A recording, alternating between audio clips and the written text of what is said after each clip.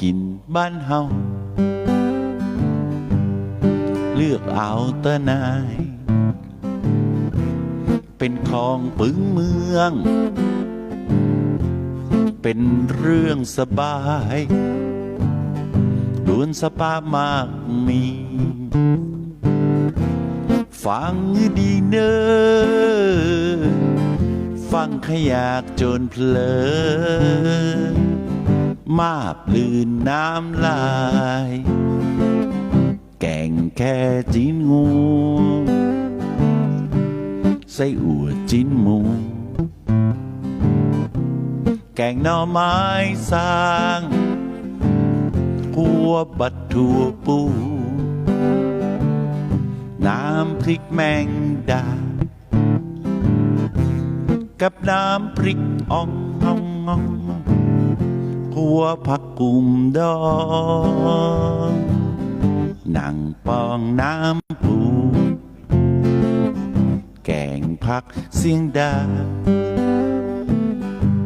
ใส่ปลาแห้งเตยนะเจ้าแกงบอนแกงตูนกับแกงหยวกกล้วย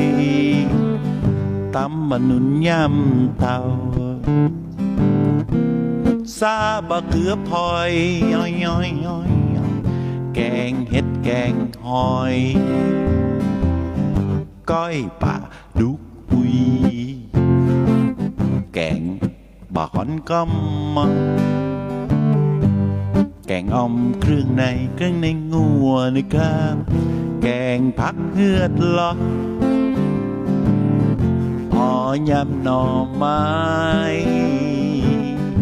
น้ำเมียงน้ำตับกับแกงฮังเลน้ำพริกน้องเก๋กับว่าเจ๊เก๋ฮะ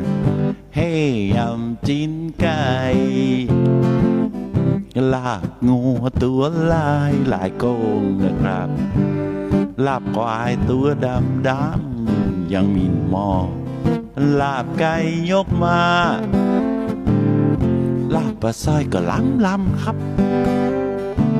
แต่กินนะยังระวังพองลูกต้องจะว่าบอกเด้อส่วนบ้านผมมากินก๊อกหยอกมาตึงวันของกินบ้านเฮาเลือกเอาเตอร์นายเป็นของปึงเมืองเป็นเรื่องสบายล้วนสปามากมี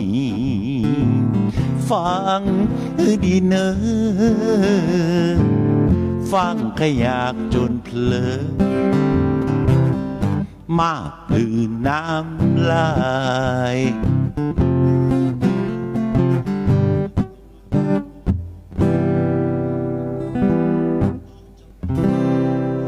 ของกินคนเมืองนะครับผลงานเพลงของอ้ายจ